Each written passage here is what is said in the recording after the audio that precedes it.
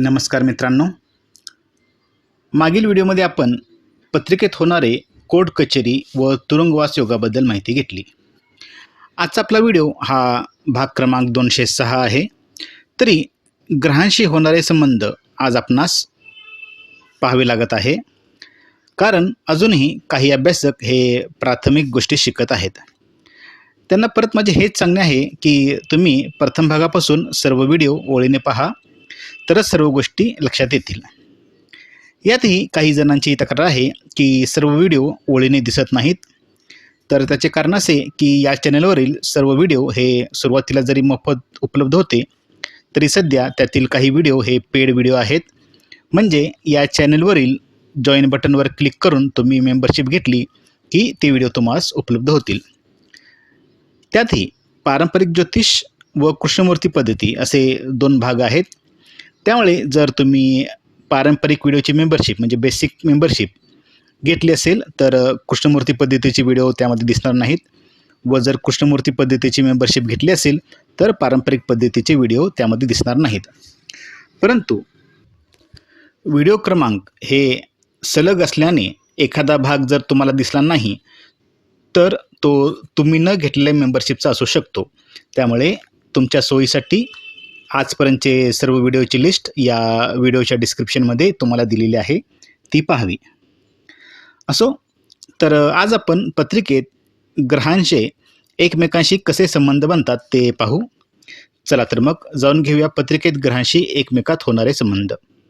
ज्योतिषशास्त्रीय माहितीसाठी या चॅनलला लाईक, शेअर आणि सबस्क्राईब करायला विसरू नका।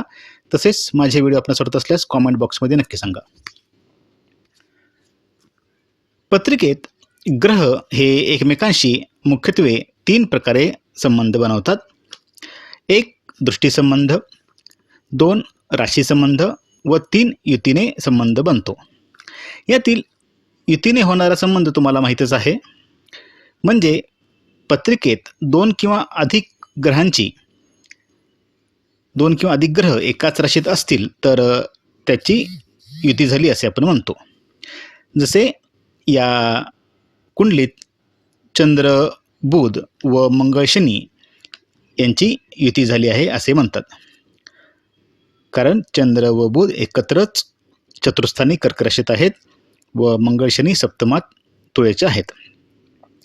खरे तर ही युती अंशात्मक पाहायला हवी व भावचलित कुंडलीचाही विचार व्हायला हवा, परंतु आपण आत्ता वरवर पाहत आहोत। अंशात्मक कसे पाहावे व भावचलित कुंडली वगैरे या माहितीसाठी मागे आपण ग्रहयोग व भावचलित कुंडली हे व्हिडिओ बनवले आहेत, ते पाहावे। तर युती योगामध्ये दोन्ही ग्रह एकमेकावर प्रभाव टाकत असतात। त्यामुळे शुभ ग्रहांची युती ही शुभ व अशुभ ग्रहांची युती ही अशुभ असते। दुसरा संबंध ग्रहामध्ये बनतो तो दृष्टीने। त्यासाठी तुम्हाला प्रत्येक ग्रहाची दृष्टी माहीत हवी। प्रत्येक ग्रहाला 7वी पूर्ण दृष्टी असते, कारण आपणास आपल्या समोरची गोष्ट स्पष्ट दिसते, नाही का? त्यामुळे सर्व ग्रहांना 7वी दृष्टी असतेच। परंतु मंगळ, शनी व गुरु या 3 ग्रहांना 2 अतिरिक्त दृष्टी असतात। मंगळाला 4थी व 8वी दृष्टी, शनीला 3री व 10वी दृष्टी, तर गुरुला 5वी व 9वी अतिरिक्त दृष्टी असते। आता मंगळाला 4थी व 8वीच का दृष्टी असते? इतर ग्रहांना पण असते, पण ती पूर्ण दृष्टी नसते। मग मंगळालाच का 4थी व 8वी पूर्ण दृष्टी दिलेली आहे? कारण मंगळ हा सेनापती आहे। त्याचे काम हे रक्षण करणे, संकटाशी सामना करणे हे आहे। सेनापती हा आपल्या किल्ल्याचे, आपल्या प्रजेचे, आपल्या लोकांचे रक्षण करत असतो। घरातील कर्ता पुरुष आपल्या घरातील लोकांचे रक्षण करतो। 4थ्या स्थानावरून घर पाहतात, त्यामुळे मंगळाची ही 4थी दृष्टी संरक्षण करणारे असते। परंतु घराचा प्रमुख हा लेचापेचा असून चालत नाही, तो थोडा हुकमी स्वभावाचा व घरातील लोकांच्यावर त्याचा ताबा असलेला हवा, नाही का? त्यामुळेच मंगळाची ही दृष्टी आक्रमक वाटत असली तरी ती सुरक्षा देते व हक्क गाजवणारी ती दृष्टी असते। तर 8वी दृष्टी मात्र त्रासदायक असते, कारण ही कालपुरुषाच्या कुंडलीमध्ये 8म स्थानी वृश्चिक राशीवर पडते तेथून मृत्यू, संकट, गुपिते वगैरे गोष्टी पाहतात. त्यामुळे मंगळाची ही दृष्टी तीव्र, तापदायक, परिवर्तन व विनाशकारक असते. ज्या स्थानावर ही दृष्टी पडते तिथे अपघात, संकटे, अचानक बदल, मोठे परिवर्तन घडून येते. आता शनीला 3री व 10वी हीच काय दृष्टी असते हेही तुम्हाला कळेल. कारण जसा मंगळ हा सेनापती तसा शनी हा न्यायाधीश आहे. शनी हा कर्माचा, न्यायाचा कारक आहे. तो शिस्तप्रिय आहे. शनीची दृष्टी ही शुभ मानली जात नाही. कारण शनी जिथे दृष्टी टाकतो तेथे संघर्ष, उशीर, विलंब घडवतो. शनी म्हणतो की मी आयतं काही देणार नाही. प्रयत्न करा, संघर्ष करा, मेहनत करा, कष्ट करा. त्यामुळे तो पराक्रमावर दृष्टी टाकतो. तर दशम हे कर्मस्थान आहे. तुमच्या कर्मानुसार तुम्हाला फळ देणारा हा ग्रह आहे. येथे लाजलुचपत चालत नाही. तुम्ही प्रामाणिक असाल तरच येथे यश मिळते.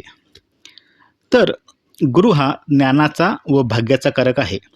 गुरु तुम्हाला ज्ञान, विद्या देतो. त्यामुळे तो पंचम या विद्यास्थानी पूर्ण दृष्टी टाकतो व भाग्य धर्मस्थानी म्हणजे नवम स्थानी तो दृष्टी टाकतो. कारण गुरु शिक्षक हा तुम्हाला ज्ञान देतो, मार्गदर्शन करतो व तुमची आध्यात्मिक प्रगती करतो. तर दृष्टीनुसार हे ग्रह एकमेकांशी संबंध प्रस्थापित करतात. हा संबंध एकतर्फी किंवा दुतर्फी असू शकतो. जसे या कुंडलीमध्ये मंगळ व गुरुचा एकतर्फी दृष्टीयोग आहे. म्हणजे मंगळ गुरुला 4थ्या दृष्टीने पाहतो, परंतु गुरु मंगळावर दृष्टी टाकत नाही. म्हणजे एकतर्फी दृष्टियोगामध्ये एक ग्रह दुसऱ्याला पाहू शकतो, पण दुसरा ग्रह पहिल्या ग्रहाला पाहू शकत नाही. यामध्ये मंगळ हा गुरुला प्रभावित करेल. मंगळ आपली ऊर्जा गुरुला देईल, परंतु गुरुचा शुभ प्रभाव मंगळावर पडत नाही. दुसरा प्रकार दुतर्फा दृष्टियोग. म्हणजे सदर कुंडलीत शनीची 10वी दृष्टी मंगळावर असताना मंगळ पण आपल्या 4थ्या दृष्टीने शनीस पाहत आहे. तसेच शनी व चंद्र हे सप्तम दृष्टीने एकमेकास पाहत आहेत. यामध्ये दोन्ही ग्रह एकमेकांना पूर्ण दृष्टीने पाहत असतात. यामध्ये 2 ग्रहामध्ये आपल्या ऊर्जेची देवाणघेवाण होते. म्हणून जर ते मित्रग्रह असतील तर शुभ फळात वाढ होते व शत्रुग्रह असता संघर्ष वाढतो. आता तिसरा संबंध बनतो तो राशीमुळे. यामध्ये एक ग्रह दुसऱ्या ग्रहाच्या राशीमध्ये असतो व दुसरा ग्रह पहिल्या ग्रहाच्या राशीमध्ये असतो. जसे या कुंडलीत गुरु शनीच्या मकर राशीमध्ये असताना शनी हा गुरुच्या धनु राशीत आहे. तसेच चंद्र हा शुक्राच्या तुळ राशीत असताना शुक्र हा चंद्राच्या कर्क राशीत आहे. यालाच आपण अन्योन्योग असेही म्हणतो किंवा परिवर्तन योग असेही याला नाव आहे.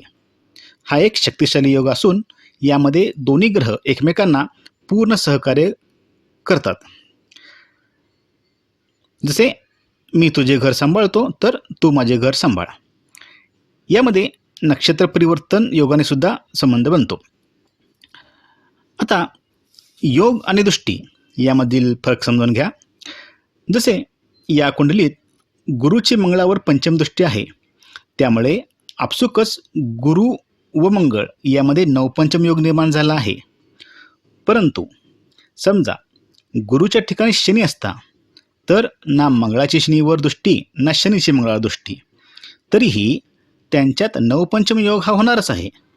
मग यात फरक काय आहे? जरी शनी मंगळाची दृष्टी नसली तरी त्यांच्यात नवपंचम योग होत आहे. आणि तुम्ही अभ्यासले असेल की त्रिकोणातील सर्व राशीमध्ये समान ग्रहांची नक्षत्रे असतात. जसे मेष धनु हा त्रिकोण म्हणतो व या राशीमध्ये केतू शुक्र रवीची नक्षत्र येतात. तसेच इतर त्रिकोणात येणाऱ्या राशीबाबत सुद्धा म्हणता येते. त्यामुळे हा योग शुभ असतो. तर दृष्टी व योग यामध्ये थोडासा फरक आहे. 2 अशुभ ग्रहामध्ये शुभ योग झाला असता तर त्याचा परिणाम शुभ असतो, परंतु 2 अशुभ ग्रहामध्ये दृष्टियोग झाला तर त्याचा परिणाम हा अशुभ होतो. हे आपण एका उदाहरणाने समजून घेऊ. दृष्टी ही थेट प्रभाव करणारी असते व प्रत्यक्ष कृती करणारे असते. जसे दोन व्यक्ती समोरासमोर उभे राहून एकमेकांशी बघत आहेत, बोलत आहेत, भांडत आहेत किंवा विनोद करत आहेत. जशी दोघांमध्ये मैत्री किंवा शत्रुत्व असेल त्याप्रमाणे. त्यामुळे परिणाम उघड असतो. तर योगामध्ये दोन ग्रह पाहत नसले तरी कार्य एकाच गोष्टीसाठी होत असते. जसे एकाच ऑफिसमध्ये पण वेगवेगळ्या केबिनमध्ये बसणारे एम्प्लॉई प्रत्यक्षात जरी शत्रू असले तरी कार्य ऑफिसच्या भल्यासाठीच करीत असतात. कारण शुभयोग. तर अशुभ योगामध्ये जरी दोघे मित्र असले तरी जातकाच्या नुकसानीकडेच त्यांचे काम होईल. समजा शनी पंचमात व मंगळ नवमात आहे. दोघांमध्ये नवपंचम आहे. जरी दोघे शत्रू असले तरी दोघे भांडणार नाहीत. तर शनी शिस्त लावेल, विद्या देताना वरवरचे ज्ञान न देता डीप नॉलेज देईल, त्यासाठीचे कष्टाची तयारी देईल. तर मंगळ हा भाग्य घडवेल. म्हणजे दृष्टीचे परिणाम हे व्यक्तीच्या स्वभावावर व तात्काळ घडणाऱ्या घटनांमध्ये दिसून येते. जसे अपघात किंवा व्यक्तीला राग येणे वगैरे. तर योग हे एखाद्या घटनाची पार्श्वभूमी तयार करून देते. म्हणजे भाग्यात घडणाऱ्या घटना, जीवनात मिळणाऱ्या संधी हे योग दर्शवतात. क्रिकेट खेळण्यासाठी लागणारे ग्राउंड असते ते योग दर्शवते. ग्राउंड कशा प्रकारचे आहे. तर प्रत्यक्ष खेळी ही दृष्टी दर्शवते. असो, आज येथेच थांबू व जाता जाता एक सांगणे. जर माझे व्हिडिओ आपणास आवडत असल्यास चॅनलला सबस्क्राईब करा. येथून पुढीलचा मोफत व्हिडिओ 230 सबस्क्रायबर झाल्यानंतरच. तोपर्यंत धन्यवाद.